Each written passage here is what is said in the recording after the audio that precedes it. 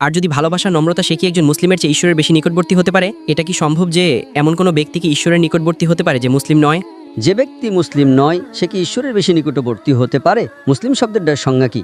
মুসলিম মানে হলো সেই ব্যক্তি যে সর্বশক্তিমান ঈশ্বরের কাছে নিজের ইচ্ছাকে সমর্পণ করে। অমুসলিম হলো এমন একজন ব্যক্তি যে ঈশ্বরের কাছে নিজের ইচ্ছাকে সমর্পণ করে না। সুতরাং আপনার প্রশ্নটি হলো, যে ব্যক্তি ঈশ্বরের কাছে নিজের ইচ্ছাকে সমর্পণ করে না সে কি এমন ব্যক্তির চেয়ে ঈশ্বরের বেশি নিকটবর্তী হতে পারে যে নিজের ইচ্ছাকে ঈশ্বরের কাছে সমর্পণ করে? আপনি কি আমার কথা বুঝতে পেরেছেন? আপনার প্রশ্নটি আমার কাছে হলো, একজন অমুসলিম কি পারে? অমুসলিম মানে যে ঈশ্বরের কাছে নিজের ইচ্ছাকে সমর্পণ করে না সে কি এমন ব্যক্তির চেয়ে ঈশ্বরের বেশি নিকটবর্তী হতে পারে যে নিজের ইচ্ছাকে ঈশ্বরের কাছে সমর্পণ করে? আপনি আপনার প্রশ্নের উত্তর দিতে পারবেন? হ্যাঁ স্যার। তাহলে আপনি কি আপনার প্রশ্নের মাঝখানে বিভ্রান্তি বা সমস্যাটি বুঝতে পেরেছেন? হ্যাঁ। তার মানে উত্তরটি হলো না। তার মানে যে ব্যক্তি অমুসলিম, যে ব্যক্তি ঈশ্বরের কাছে নিজের ইচ্ছাকে সমর্পণ করে না সে কখনোই এমন ব্যক্তির চেয়ে ঈশ্বরের বেশি নিকটবর্তী হতে পারে না যে নিজের ইচ্ছাকে ঈশ্বরের কাছে সমর্পণ করে। একজন অমুসলিম কখনোই একজন মুসলিমের চেয়ে ঈশ্বরের বেশি নিকটবর্তী হতে পারে না।